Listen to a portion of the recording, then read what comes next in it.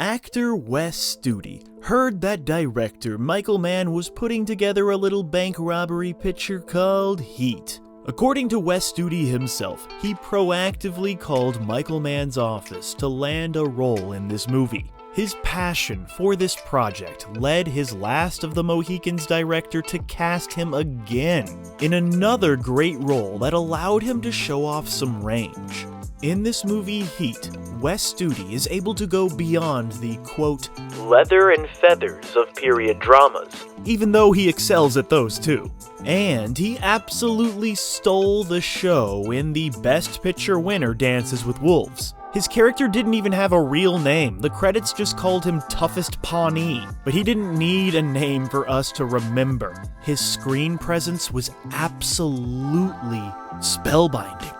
Wes Studi has worked alongside some of the most talented artists in the biz, and he definitely made sure to thank them when he technically became the first Native American to win an Oscar in 2019. And upon accepting his unholy golden idol, Mr. Studi received a standing ovation from his peers and colleagues who finally recognized this man's work.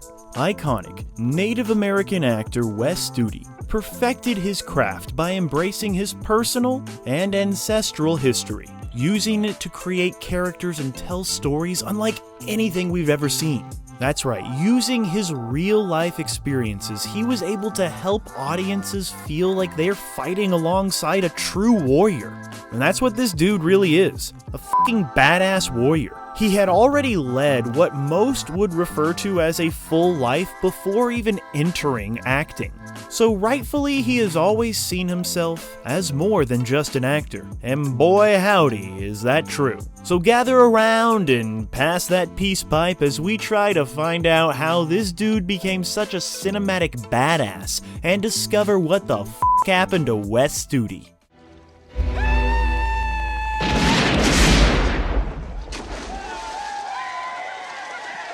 But to truly understand what the f*** happened to Wes Studi, we must begin at the beginning, and the beginning began when he was born on his birthday, 1947, northeastern Oklahoma.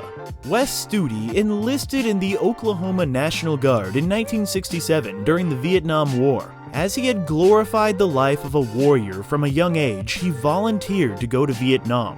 Studi served 12 months in Vietnam, arriving shortly before the mini-Tet Offensive in 1968. Studi's experiences in Vietnam had a profound effect on him, and he has spoken publicly about the trauma and guilt he felt during and after his service. After returning from Vietnam, Studi became involved with Vietnam Veterans Against the War, VVAW, a prominent anti-war organization. He participated in protests and demonstrations speaking out against the war and the treatment of veterans. Studi's activism during this time was deeply personal, driven by his own experiences and the struggles he faced readjusting to civilian life. In 1972, he participated in the Trail of Broken Treaties demonstration, a cross-country caravan protest advocating for Native American rights, which ended in the occupation of the Bureau of Indian Affairs building in Washington, D.C. Studi was among those arrested during the occupation. The following year, in 1973, he participated in the Wounded Knee occupation, a 71-day standoff between Native American activists and federal authorities. The occupation was a pivotal moment in the American Indian movement, which sought to draw attention to the historical mistreatment and ongoing oppression faced by Native American communities. Wes Studi has openly discussed how his experiences in Vietnam led him to seek out new thrills and challenges. He has admitted to trying dangerous activities like bull riding to recapture the adrenaline rush he felt during combat, a common habit of those who have served in battle. However, he eventually discovered acting, which he began in community theater, and found that this provided a similar sense of excitement and fear, which he found fulfilling without having, to risk his life or physical harm. Wes Studi's first movie appearance was in a minor role as a Vietnam veteran in the 1989 comedy-drama film Powwow Highway. But Wes Studi entered the public consciousness in 1990 with the film Dances with Wolves, And yeah, even though this is starring Kevin Costner as everybody's favorite white savior, Wes Studi was an absolute scene stealer. His performance in this film was praised for its authenticity and nuance. It also helped to establish him as a talented Native American actor who, was on everybody's mind when they needed to cast an indigenous person. But yeah, his performance in this is absolutely unforgettable.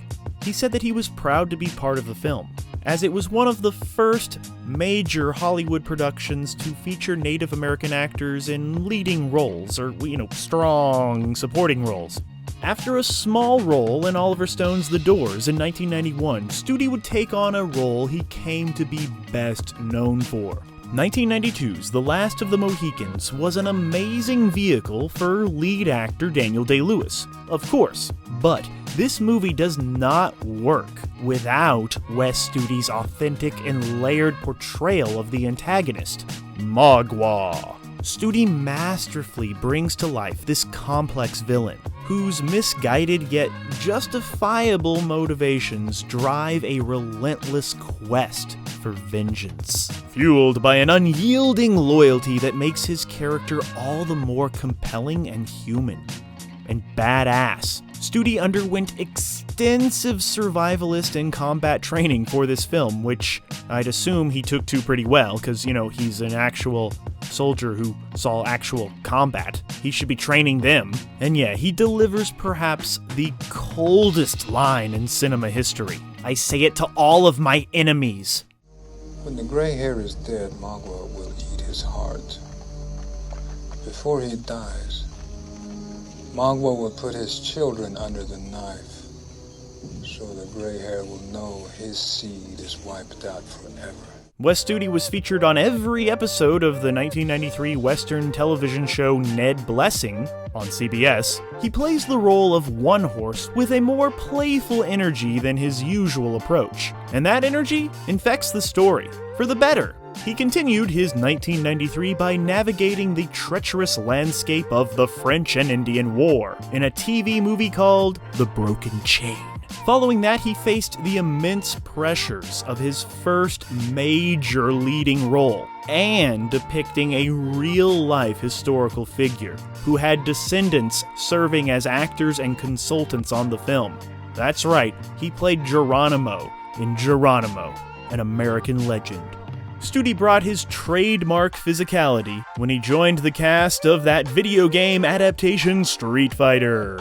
He relished the opportunity to work alongside martial arts masters. And Wes Studi also performed motion capture for the subsequent video game, an experience that would serve him 15 years later on. In 1995, Wes Studi lent his commanding and authoritative voice to the documentary series 500 Nations, a sweeping exploration of Native American history and culture. It's good if you like documentaries. Join Kevin Costner on a journey into the heart of Native America. Then, in 1995, Wes Studi was in heat. There's no other way to say that. This movie, Heat, is absolutely amazing. It's a frickin' masterpiece of suspense and action. And acting. Probably the best cast ever put together, and Studi is absolutely a huge part of that.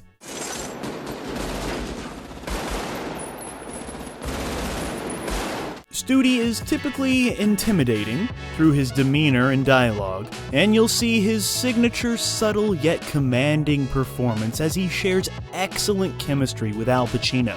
And as a lifelong learner, Wes Studi embraced the opportunity to work alongside one of the greats, soaking up knowledge and experience that would contribute to his own growth as a master actor in his own right.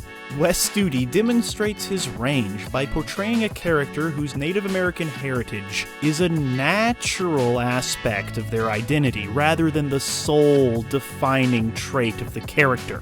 He is an awesome character who just happens to be indigenous. But yeah, basically he was able to show everyone that he was more than just a brave Native American warrior.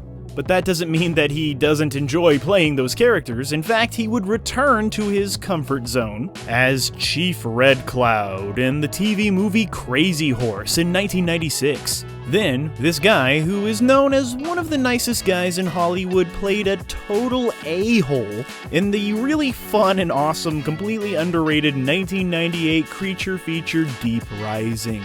And his character goes through probably one of the most brutal deaths in cinematic history, which he kind of deserved.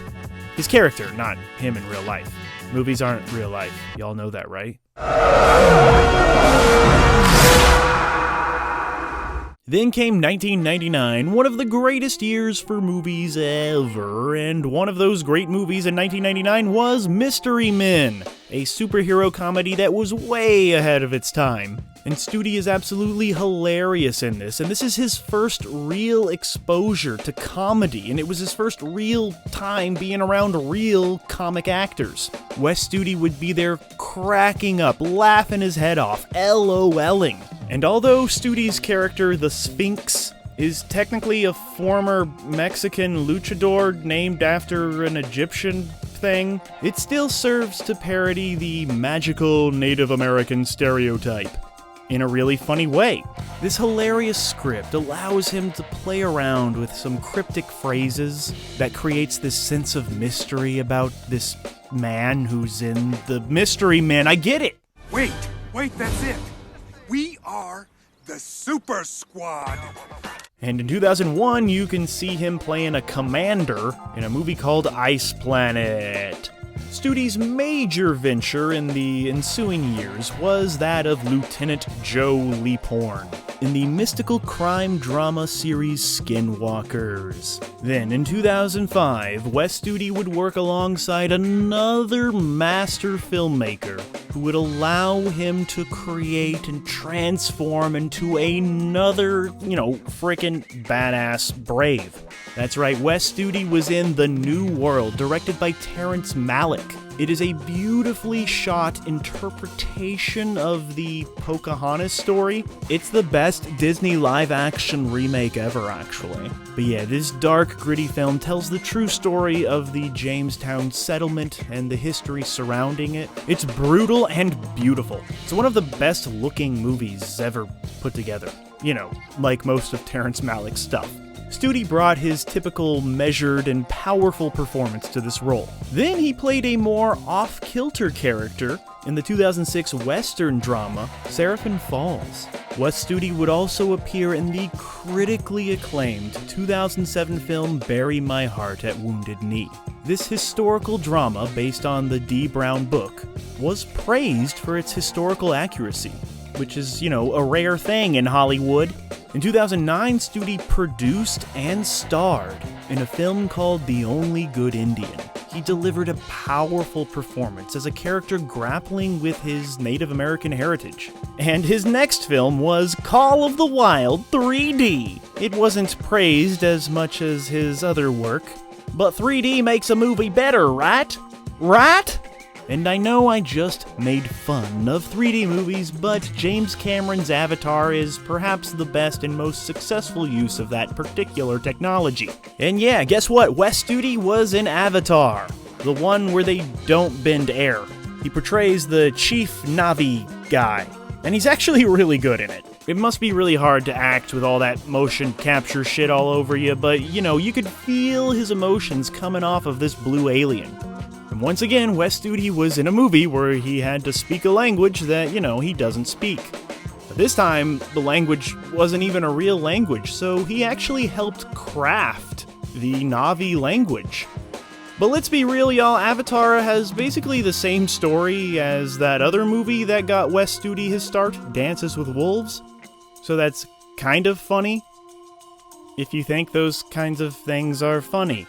Before we continue with our video, here's a reminder to click the Store tab on any of our JoBlo channels and browse our collection of the latest and freshest designs in our merch store. Go get you some.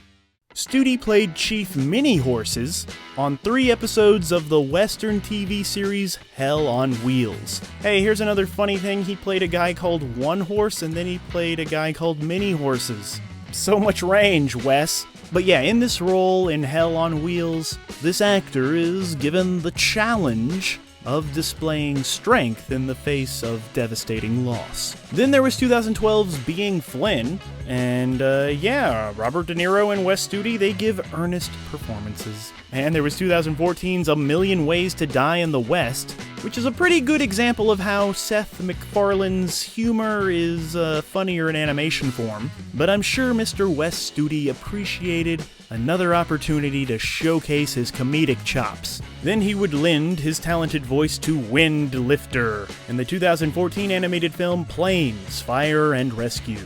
That following year, he took on another role of a chief in the TV series The Red Road. And soon after that, he would pop up in Penny Dreadful. Studi called his time as the mystical Apache on this Showtime horror mystery a, quote, refreshing and wonderful experience.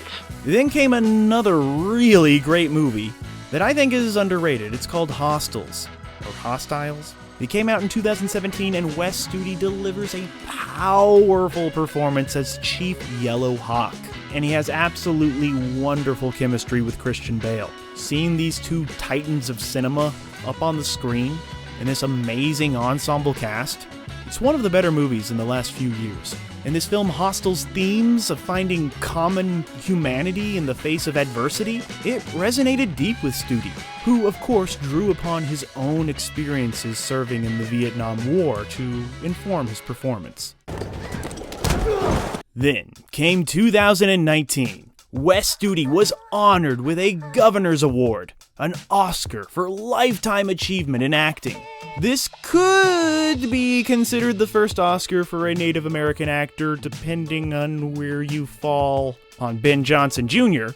Apparently his mama was a Native American. Does that count? I don't know. Who knows? But let's give it to Wes Studi because, Buffy St. Marie, turns out she was, a pretendian? You know, an Elizabeth Warren situation? And the woman who accepted Marlon Brando's Oscar was apparently not a Native American either. And the crying guy in that commercial, he was like Italian or something. So, Wes Studi's real, all I'm saying. The real deal. And a couple of months later, after winning this Lifetime Achievement Oscar, he was listed as number 19 in the New York Times list of the 25 greatest actors of the 21st century so far. In 2020, you could hear Wes Studi's voice in Soul. It's a Pixar movie, right? And he played the role of Bucky in the TV series Reservation Dogs, starting in 2021. And in 2022, he voiced Sunny in Spirit Rangers. Sunny is a literal sun. There was 2022's A Love Song, which was Wes Studi's first time as a love interest, and his first on-screen kiss at 74 years of age.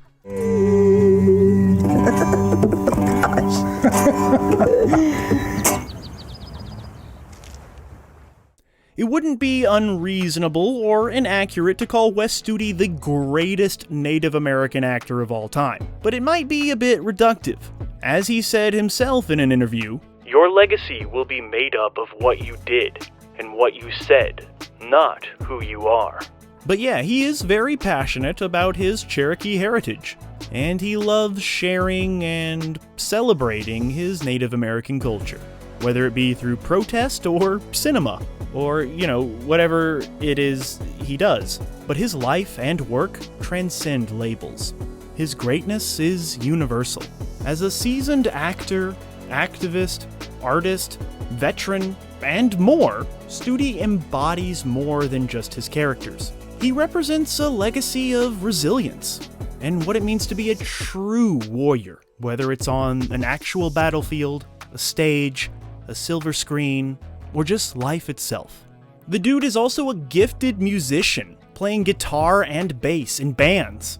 As for acting, ask him and he will tell you, "I want to continue to do this until I can't."